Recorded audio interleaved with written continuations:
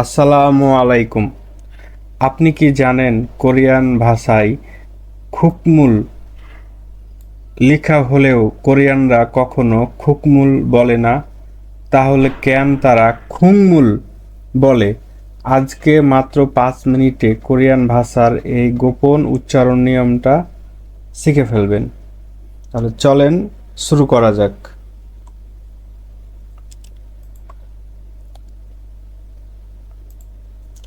বাচ্ছিমে যদি বাচ্ছিমে যদি ক ধ্বনি বাচ্ছিমে যদি ক ধ্বনি থাকে, ক ধ্বনি বলতে এই যে তিনটা বর্ণকে ক ধ্বনি বলা হয়, গিয়ক, সাংগিয়ক এবং খিয়ক।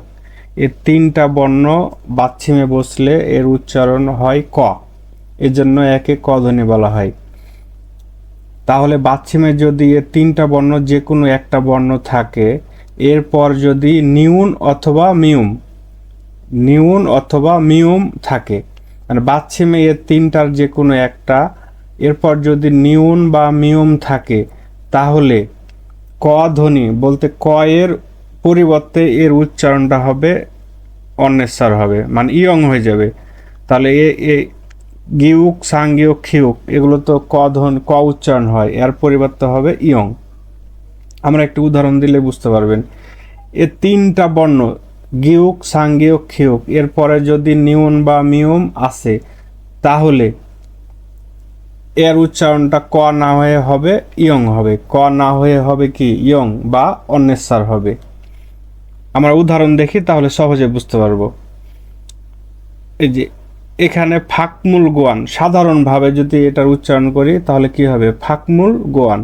কিন্তু দেখেন এখানে বাচ্ছিমে গিয়ক আছে, এই গিয়কের পরে মিয়ম আসছে। এই বাচ্ছিমের রুলসের নিয়ম অনুযায়ী এই গিয়কের পরে মিয়ম আসছে, যেহেতু নিয়ন বা মিয়ম দুটা যে কোনো একটা পেলে হয়, যেহেতু আমরা পাইছি এখানে মিয়ম, তাহলে এ গিয়কের উচ্চারণটা আর ক না হয়ে হবে কি ইয়ং হবে, ইয়ং। তাহলে এর উচ্চারণটা হয়ে যাবে ফাকমুল গোয়ান না হয়ে এর উচ্চারণটা হবে কি ফাংমুল গোয়ান। যে এখানে উচ্চারণটা করবেন, লিখবেন এভাবেই ফাকমুল গোয়ান, কিন্তু উচ্চারণ করার সময় আপনি বলবেন ফাংমুল গোয়ান, এটা এর সঠিক উচ্চারণ। এই ক ধ্বনির পরে নিয়ন বা মিয়ম আসলে এর উচ্চারণটা ইয়ং হয়ে যায়। এ ফাংমুল গোয়ান মানে জাদুঘর, গোয়ান মানে জাদুঘর। এই শব্দগুলো কিন্তু আপনার ইপিএস এর বইয়ে আছে। যারা ইপিএস দিবেন অথবা টপিক পরীক্ষা দিবেন সবার এই শব্দার্থগুলো লাগবে, সব মুখস্থ করে নেবেন শব্দার্থগুলো। আর একটা উদাহরণ দেখি। স্বাভাবিকভাবে এর উচ্চারণটা হতো কি খুকমুল, খুকমুল স্বাভাবিকভাবে, কিন্তু বাচ্ছিমের রুলস অনুযায়ী এখানে গিয়ক পাইছি, তাহলে গিয়কের পরে আসছে কি মিউম, তাহলে এই গিয়কের উচ্চারণটা ক না হয়ে যাবে কি ইয়ং। তাহলে এর উচ্চারণ হবে কি খুংমুল গোয়ান, খুংমুল। এর উচ্চারণটা হবে কি খুংমুল। এই খুংমুল মানে ঝোল, ঝোল বলতে যেটা আমরা মাংসে বা তরকারিতে যে ঝোল থাকে পানি, ওটাকে ঝোল বলি না, এই খুংমুল মানে ঝোল। তাহলে এর উচ্চারণটা খুকমুল না হয়ে যাবে খুংমুল। আর একটা উদাহরণ দেখি। সাধারণ নিয়মে এর উচ্চারণটা কি হতো কাকনুন, কাকনুন, কিন্তু আমরা এখানে দেখেন সাংগিয়ক পাইছি, রুলসের নিয়ম অনুযায়ী একটা বর্ণ পাইছি, সাংগিয়কের পরে আবার নিয়ন আসছে রুলসের নিয়ম অনুযায়ী, তাহলে এটা ক উচ্চারণ না হয়ে হবে কি ইয়ং। তাহলে কাকনুন না হয়ে উচ্চারণটা হবে কাংনুন, কাংনুন। কাকনুন না হয়ে উচ্চারণটা হবে কাংনুন। এই কাংনুন মানে হচ্ছে কাটা বা ছাটা, মানে কোনো কিছুকে ছোট করা। ধরেন একটা লাঠি বড় আছে, ওকে একটু ছোট করবেন, এটাকে বলা হয় কাংনুন। আর একটা উদাহরণ দেখি।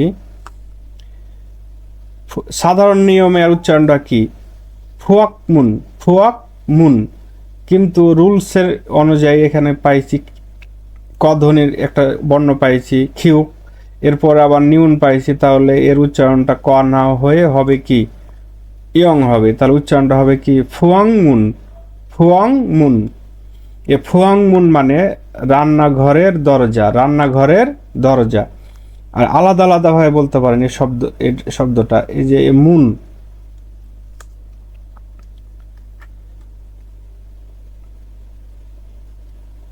সরি, এ মুন মানে দরজা, এ মুন মানে দরজা, আর এ ফুয়াক, ফুয়াক মানে রান্নাঘর। আলাদা আলাদা যদি বলেন, ফুয়াক মানে রান্নাঘর, মুন মানে দরজা। যখন একসাথে বলবেন তখন হচ্ছে ফুয়াং মুন, মানে রান্নাঘরের দরজা। আমরা আরো কয়েকটা উদাহরণ দেখি, তাহলে আরো সহজ হবে। সাধারণভাবে এর উচ্চারণটা কি? ছাকনিয়ন। এখানে জিউত, জিউতে অনেকে উচ্চারণ করে বুর্গির জ, অনেকে ঝ, অনেকে ছ। কোরিয়ানরা লিসেনিংয়ে শুনবেন, দেখবেন ওরা প্রায় ছয়ের মতো উচ্চারণ করে। এই জন্য আপনি ছ দিয়ে উচ্চারণ করলে আপনার বেশি ভালো হয়, কারণ তাহলে লিসেনিংয়ে আপনার বুঝতে সুবিধা হবে। আপনি জ দিয়ে পড়লেন কিন্তু লিসেনিংয়ে ছাংনিয়ন বললো, তখন আপনার কাছে মনে হলো এই শব্দ তো মনে না, জানি না মানে। এই জন্য ছ দিয়ে পড়লে ভালো হয়। আচ্ছা দেখেন, তাহলে আর উচ্চারণটা হবে কি? ছাকনিয়ন। কিন্তু এ ছাকনিয়ন না হয়ে দেখেন গিয়কের পরে আর পাইছি কি? নিয়ন পাইছি রুলস অনুযায়ী। তাহলে এ গিয়কের উচ্চারণটা ক হবে না, হবে কি? ইয়ং। তাহলে উচ্চারণটা হবে কি? ছাংনিয়ন। ছাংনিয়ন মানে গত বছর।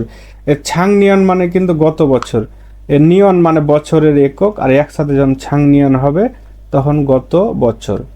তেমনিভাবে সিকমূল না বলে আমরা বলবো কি? সিংমূল। সিংমূল, গিয়কের পরে নিউন পাইছি। আবার আর একটা দেখেন, ফ্যাকমান। ফ্যাকমান মানে 10 লক্ষ। এই ফ্যাক মানে 100 আর মান মানে 10,000।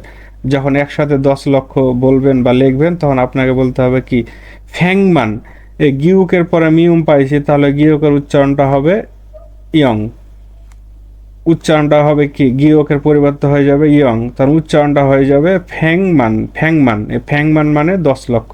আর ভাঙা ভাঙা যদি বলেন তাহলে ফ্যাক মানে 100, মান মানে 10,000। 10,000কে 100 দিয়ে গুণ করেন তাহলে 10 লক্ষ হয়ে যাবে, মনে রাখার জন্য বললো। ফ্যাক মানে 100, মান মানে 10,000, তাহলে 100কে 10,000 দিয়ে গুণ করবেন 10 লক্ষ হবে। আবার আছে একটা দেখেন, সাধারণ নিয়মে খুকনে, কিন্তু উচ্চারণটা হবে গিয়ক পাইছি রুলসের। নিউনের গিয়কের পরে নিউন আসলে আর গিয়কের উচ্চারণটা ক না হয়ে হবে কি? ইয়ং। তখন উচ্চারণটা হবে কি? খুং নে। এর এর অর্থ হচ্ছে দেশের ভিতর বা অভ্যন্তরীণ। তাহলে রুলসটা আমরা আবার দেখি। বাচ্ছিমে যদি ক ধ্বনি মুখস্থ করবেন, ক ধ্বনি, ত ধ্বনি, প ধ্বনি তিনটা আছে। তার মধ্যে আজকে আমরা ক ধ্বনি পড়তেছি, সামনে ত ধ্বনিটা দেখব। এই গিয়ুক, সাংগিয়ুক আর খিয়ুক, এ তিনটাকে ক ধ্বনি বলা হয়। এগুলো বাচ্চিমে থাকলে ক উচ্চারণ হয়। এরপরে যদি নিউন বা মিউম আসে তাহলে এ ক উচ্চারণ হবে না, তখন হবে অন্যের উচ্চারণ হবে, ইয়ং হয়ে যাবে। বুঝা গেল? এটা আপনাকে মনে রাখতে হবে। আপনি 2-3-4 দিন প্রত্যেক দিন একবার রিভিশন দিবেন, তাহলে আপনার মনের মধ্যে ঢুকে যাবে। না তো একবার দেখলে কালকে আবার ভুলে যাবেন। তো কয়েকবার আপনি লিখে রাখতে পারেন খাতায়, 2-3 দিন পরস্পর দেখলে আপনার চলে আসবে আয়ত্তে। তা আজকের মতো এখানে বিদায়। আসসালামু আলাইকুম।